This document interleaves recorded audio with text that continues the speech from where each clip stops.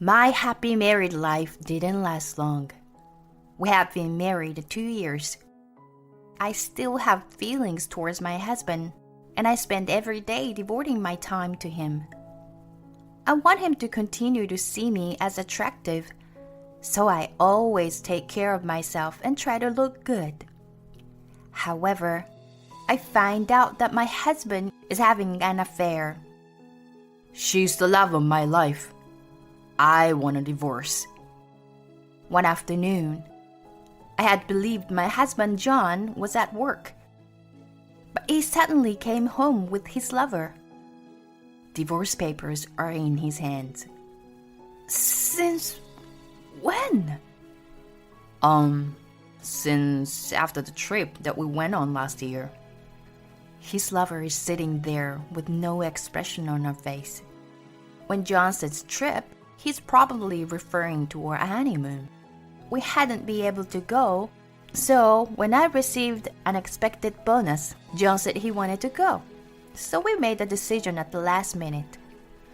Of course, I was the one that paid for it.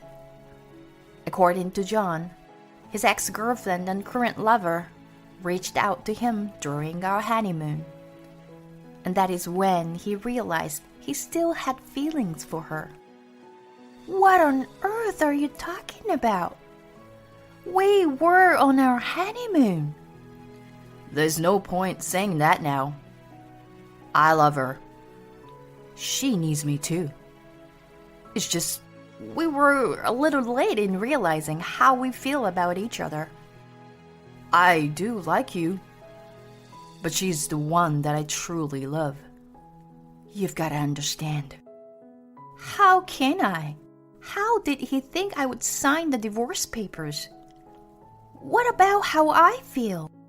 John sighs as if he doesn't know what to do and says, You find someone better. You probably don't want to stay in this house anymore either. We'll live here. So you pack your stuff and leave in about a week. It's as if he doesn't want anything to do with me anymore. He's the one who asked me out and proposed to me. And now he's the one who is going to dump me.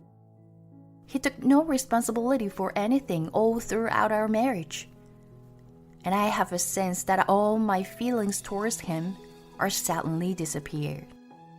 Without even a word of apology from John, I signed the divorce papers. With this, my husband and his lover leave the house. We'll come back next week, so be out by then, he says. I feel like the inside of me is freezing. All of it is so sudden that I don't even shed a tear. And rather than feeling betrayed, I feel I have been deceived, which makes me feel so bad for myself and the situation I am in. The next day, I ask a friend to help gather all my belongings and return to my parents' house. Because I work as a nurse, while John is not paid so well at his company, I was the one paying most of the living expenses. Although I am shocked at John's having an affair and the divorce, I won't have to pay the rent anymore, which I am going to consider a great benefit in this situation. I've decided where I'm going to live, and I am packing my stuff again to leave my parents' house. Kathy, John's here, says my mother. It's raining outside, so I let him in. She looks at me apologetically. What on earth does my ex-husband want with me after all this time? He said I'm not the love of his life, so he can't be here to ask for me to come back. If that's the case, does he want money? I feel it's rude to be making such an assumption, but considering how much he spent and how he complained about working while we were married, it's most natural to think that money is the reason he is here. Maybe I have something of his that he's forgotten, so I decided to go down the living room to hear what he has to say. What do you want? My father's voice is angry, but John is calm when he says, I would like to talk to your daughter. He must have nerve to be calm in this situation. What do you want? I'm busy now, you know. I open the door to face him, hoping this is going to be quick. And I am lost for words. There, his lover, or rather his new wife, is sitting next to him, as if it's her right to be there. Why is she here? This is my parents' house. What are you thinking? Any normal person wouldn't bring this woman here. And it's insane that she thought it was okay to come along too. Bringing his former mistress to the house that I grew up in? It's more than insulting. Calm down. His attitude and words disgust me. And the woman is silent this time as well. Can we please get whatever you're here for over with as soon as possible? Possibly irritated at my attitude, John has a stern look on his face. This is important. We haven't discussed division of property yet. I'm just here to receive my share. Money. Just as I thought. John looks excited. Yeah, you're right. Of course. I knew he would be here soon enough, so I was ready. I bring out my purse and hand him 30 cents. Here, this is your share. What? John and his new wife stare at the 3 dimes placed on the palm of his hand. What is this? He thrusts the coins on the floor. His new wife suddenly speaks up too. Are you kidding me? You can't call this property. Quit fooling around. They are both red in the face. That's all the savings that we have left. John must have thought there was more. But I calmly tell him, unfortunately, this is reality. But he snores and looks down at me saying, What are you talking about? There's more. I know there is. You had $200,000. Hurry up and give me my share of 100,000. He waves his hands around in an annoying gesture. And his wife is there next to him, nodding. I am shocked and stare at him, not making a move. You're the one who said you want this over as soon as possible. Hand me the money then. He starts screaming and throwing things in the house around. And he's a completely different person to the man I knew. Seeing these must be his true colors. I am so happy that I got to leave him. Hearing the large sounds and shouting, my dad, who had left the room, and my brother, who just got home, enter the living room. Dad is frozen at the sight of John going crazy. But he grabs his arms and put them around his back, stopping him from messing the room up any further. I briefly explained the situation to my brother, who is a lawyer. And because he knows about the divorce, he understands what is going on quickly enough. John's new wife hears our conversation and figures out that John is a lawyer. Hey! I never heard your ex-wife had a lawyer in the family. Her eyes are wide and she is screaming at John. I wonder why these two are so persistent about money. So, although I don't want to speak with John at all, I decide to ask John, why do you need the money so badly? You divorced me. Because you said this woman is the woman of your dreams. You chose to be with her rather than me. And that's why you wanted me to leave. Yes, that's right. But division of property is important. That house we have now is, in the end, the house that you and Ella lived in together. So we want to build a new house of our own. We want children, so we need a car. And I want to take them on a nice vacation too, you know? I want to do the duties that any normal husband would do. Which is why I'm here. Though it's tough for me. Every reason he mentions, it's so selfish.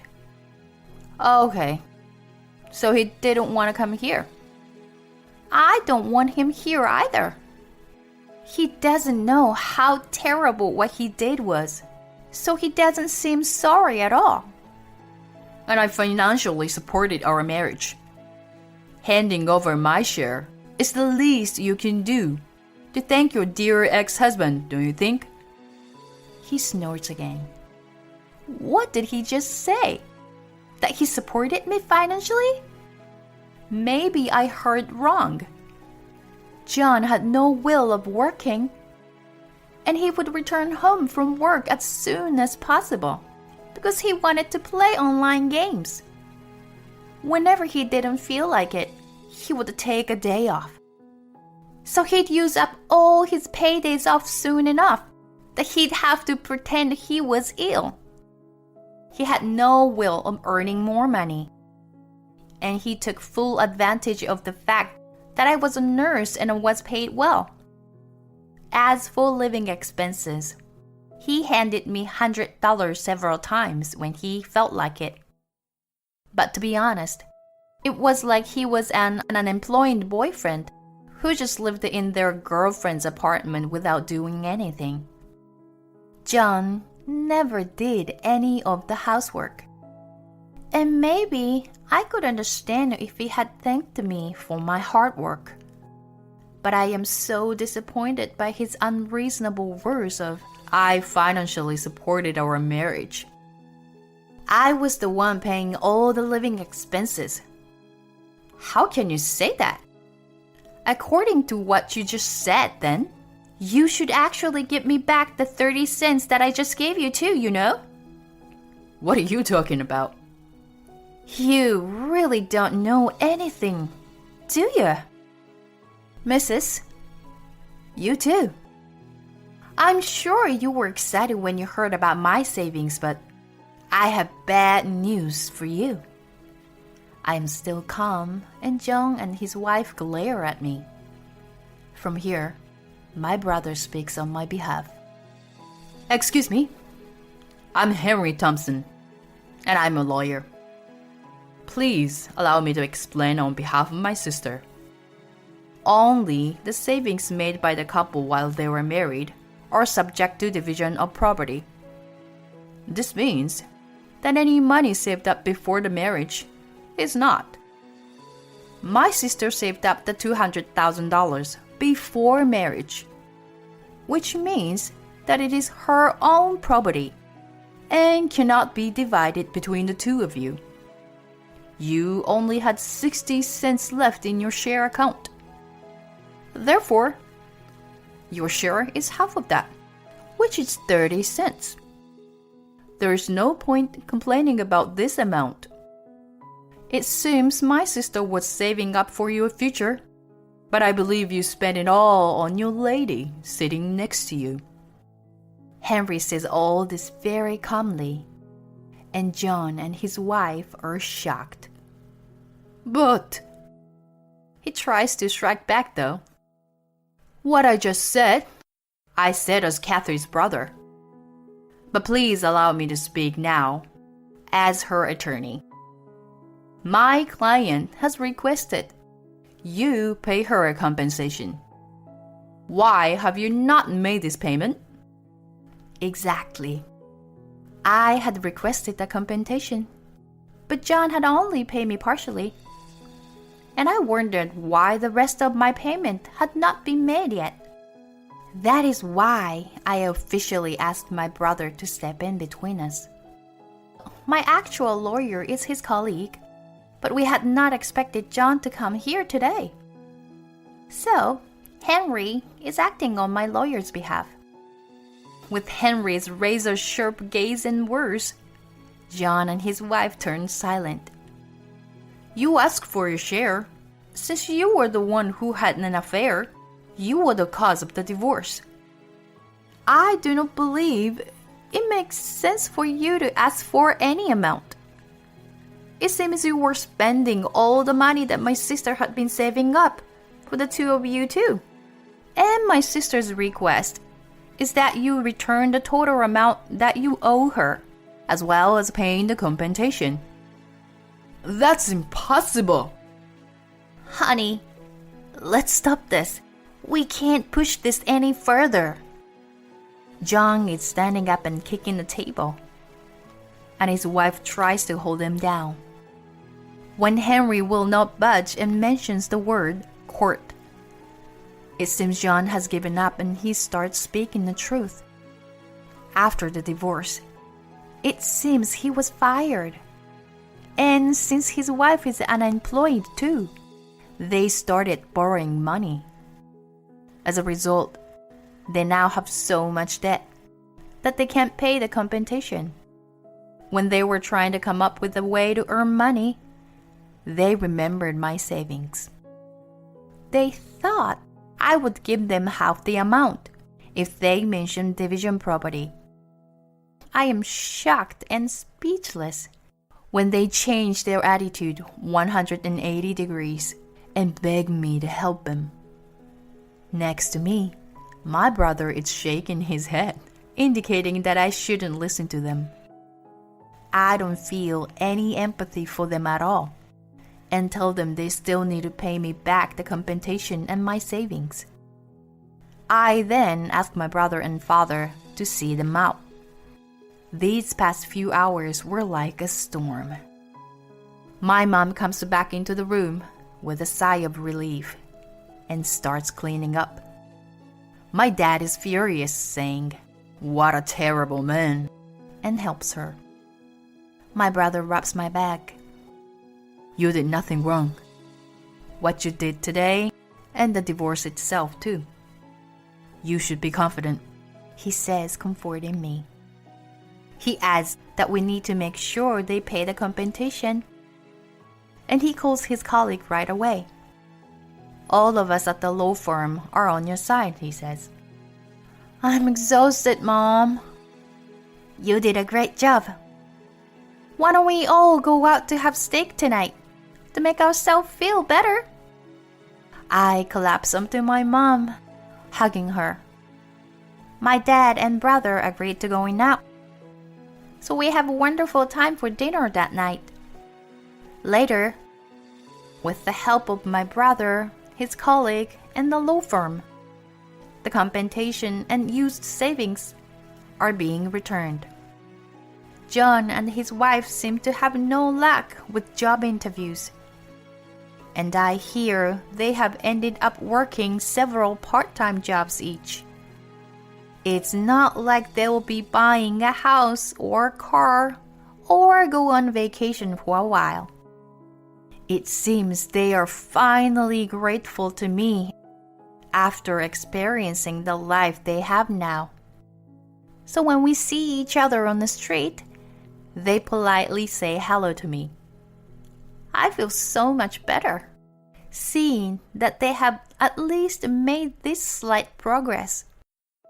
As for me, I am currently in a steady relationship with the attorney that worked for me on this case. Henry is happy, saying that this man is perfect for me. 1 year after the divorce, I am thinking to introduce my new boyfriend to my parents soon. I am sure they will be very happy for me. The reason why I feel this way is because when my ex-husband mentioned the love of his life, I didn't really understand what he was saying. But now, I feel that maybe this man truly is the love of my life.